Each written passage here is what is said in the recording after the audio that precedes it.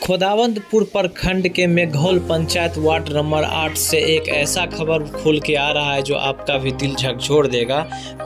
पति ने अपनी ही पत्नी को लगाया फांसी। आइए जानते हैं पीड़ित के चाचा से पूरा मामला क्या है सच्चाई।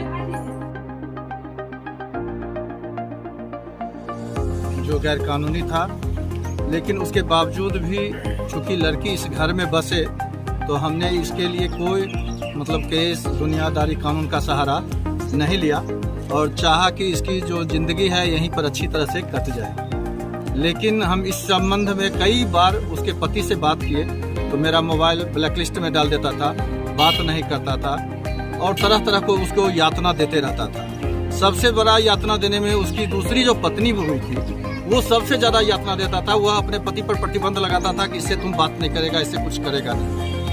और आज से करीब 10 दिन पहले हमसे एक बार बात किया था कि हमको इस घर में अब मन नहीं लगता है, सो हम किसी तरह से जी रहे हैं, तो आप हमको टीचर में कहीं रखवा दीजिए। तो हम बोले थे कि आओ प्राइवेट स्कूल में हम छठ के बाद तुमको रखवा देंगे। छठ तक हमारी बात फिर उसके बाद नहीं हुई थी और जब रात हमारी बातचीत हुई पता चला कि उसकी हत्या कर दी गई है और हत्या करके सारे के सारे लोग घर से गायब हो गए हैं।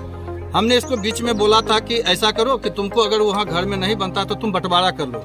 उस पर इसकी 6 ननद थी, 6 वो ननद बोली कि हम हिस्सा लेंगे और एक हिस्सा माँ लेगी, 7 हिस्सा और एक हिस्सा उसका पति लेगा, 8 हिस्सा। 8 हिस्सा लेने के बाद उस पत्नी के लिए कुछ बच ही नहीं जाता था, इसलिए सब लोग उसको तंग तबाह करके उसकी जो ननद थी और उसके जो ननद का जो बेटा था, जो भगना कहलाता था इसका, और ये आपका जो इसका नाम क्या नाम है इसका, उसके पति का, उसका पति विष्णु शंकर, सब मिलके उसकी हत्या कर दिया था और बनावटी रूप में लोगों में फैला दिया कि वो आत्महत्या कर लिया।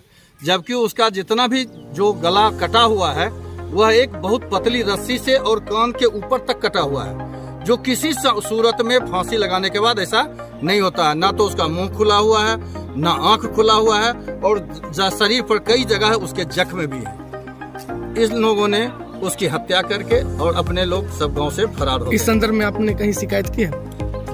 इस संदर्भ में थाना में शिकायत किया, थाना प्रभारी भी रात में आए थे, लेकिन चूंकि व्यस्तता के कारण अभी तक हम वहाँ पर FIR दर्ज नहीं करवा सके हैं। अब जा रहे हैं, उनको FIR दर्ज करवाएंगे। तो आप लोगों को जानकारी किस प्रकार मिली? इसी गांव से कोई आदमी सूचना दिए थे वहाँ के सरपंच साहब को। वहाँ के सरपंच के द्वारा हमको सूचना दिया गया कि आपकी बेटी की हत्या कर दी। तो लगभग सूचना जो मिली थी वो कितने बजे की मिली थी? सूचना लगभग हमको मिली है 8 बजे, 8:30 बजे रात में, लेकिन उसकी हत्या लगभग लगता है 12, 12:30 बजे, 12:30 से 1 बजे तक में उसकी हत्या कर दी गई है। चूँकि शरीर का जो हम लोग देखे उसका वो जो सूचना जो मिली थी रात में या दिन में मिली है? रात में मिली है 8:30 बजे। जी 8:30। और हत्या हुई है उसकी हत्या लगभग 12 से 1 के बीच उसकी हत्या हुई है। क्या नाम था लड़की का? इंदु कुमारी। उसके कितने बाल बच्चे थे? उसके बच्चे नहीं थे और इसने सही ढंग से उसका इलाज भी नहीं करवाया और जितना चला बना उसके पिताजी उसका इलाज करवाए थे, लेकिन तब तक में इसने दूसरी शादी कर ली और लड़की भी इस बात से सहमत हो गई कि चलो हमको बच्चा नहीं है, अगर दूसरी शादी कर लिया तो हमको कोई तकलीफ नहीं है। और तकलीफ नहीं रहने के चलते ही उसने कोई कानूनी सहारा नहीं लिया। उसके दान दहेज का जितना भी सामान था अभी भी घर में मौजूद है, सारा संपत्ति उसका मौजूद है। क्या नाम हुआ आपका? मेरा नाम सुधीर प्रसाद सिंह है।